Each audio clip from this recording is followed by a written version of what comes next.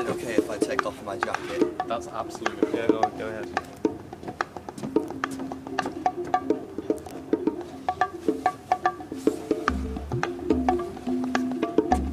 Thank you.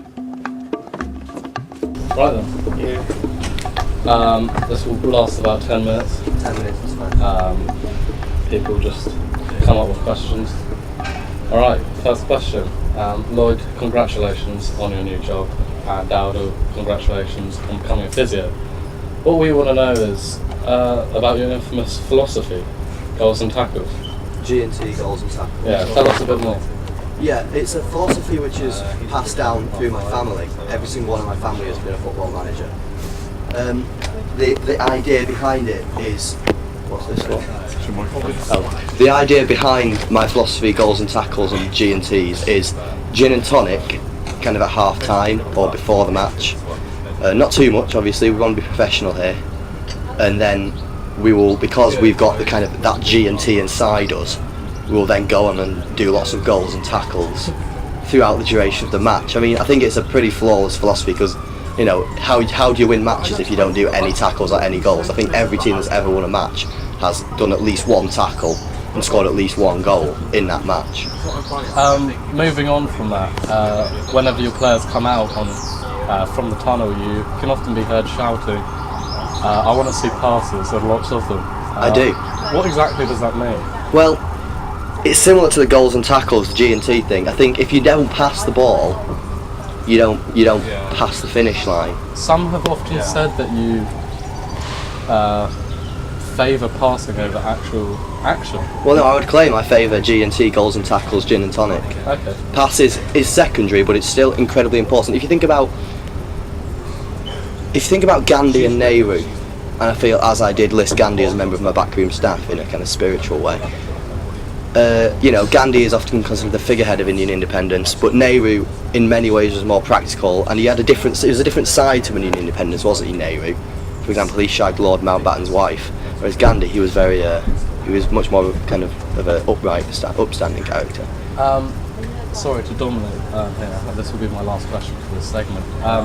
It's been said that you're just a body, and Dowdle's actually the brains behind the operations. Charlie, can we hear your side?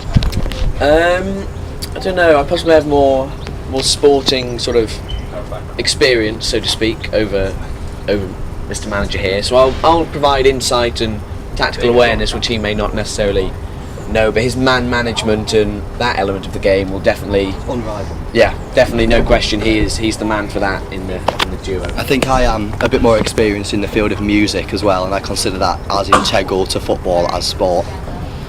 I've also read a lot of books, so I feel that could be handy. I feel that match reports, should I ever need to write them, will be quite literary. Is that why you require a bookcase to be in presence at every training session? Well, I require 2 bookcases to be in presence at every training session. One of them to contain books, and the other one to just smash up with a sledgehammer, and then try and fit through a letterbox in small parts. And I time myself, see how quickly I can fit this bookcase through a letterbox.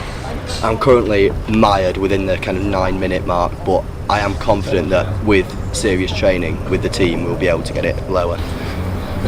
Charlie, why are you so short? Don't know. Many theories.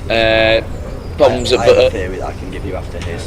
Problems at birth possibly resulted in it. I don't know. The rest of my family is short, so genetics. But yeah. Well, as you'll see, physios often have to be short because quite regularly footballers get a blow to the testicles or a kick in the shins, and as a physio it's quite handy for him to be closer to that level. So I think it's kind of a professional choice as opposed to a genetic kind of issue. So if you could have Charlie made shorter, you would... Well, that is the plan. Should the D team...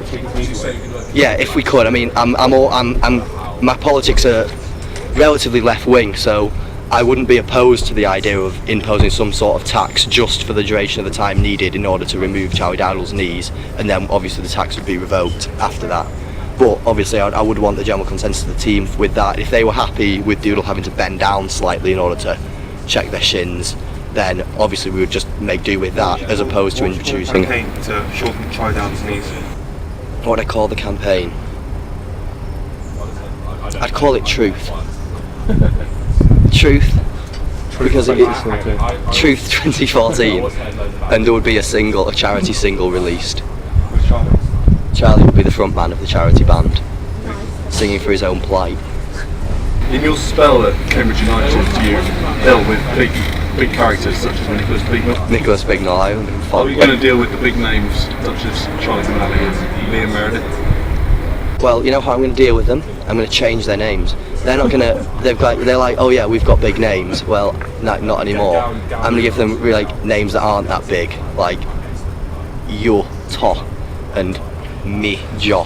Like, and then people will be like, oh, they've got short names. They're not very big. They've got little names, so they're no longer big names. I'm more worried actually about the dark horses such as George Wincheffel, who is a known hothead, and I feel his off the pitch drug intake could be an issue. But I mean, I'm not necessarily outright opposed to the use of drugs in football. In fact, I often think it's a good thing. So, you know, gin in itself has alcohol in it, and alcohol is famously a drug, but I would argue that it is a drink, not a drug. So essentially you're going to be turning the D team into South Korea?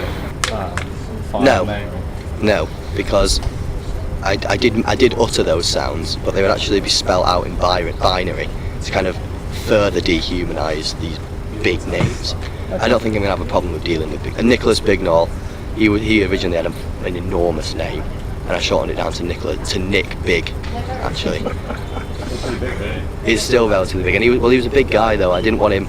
I feel like a name has to physically fill someone up. It also has big in it. Yeah, it does have big in it, but then it's like then everyone could be like, oh, big, that's ironic. You know, like in Robin Hood, you had Little John, and he was actually really big.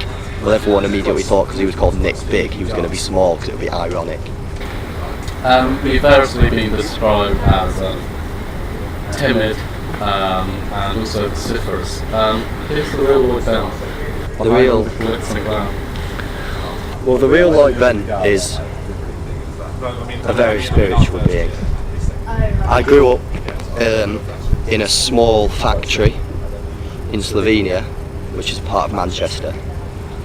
The factory unfortunately fell down and was replaced with a graveyard, which was very suitable considering everyone in it died except me.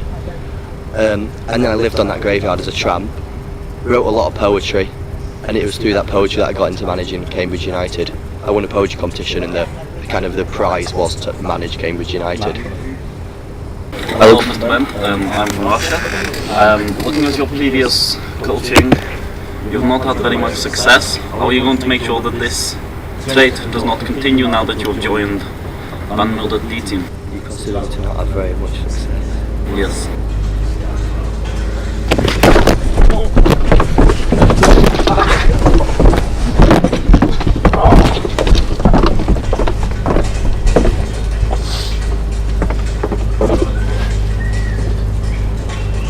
Any further questions? I think that concludes our press conference. I look forward to a successful season with Van Milder D team. And we'll now pose for pictures with various paraphernalia. Okay.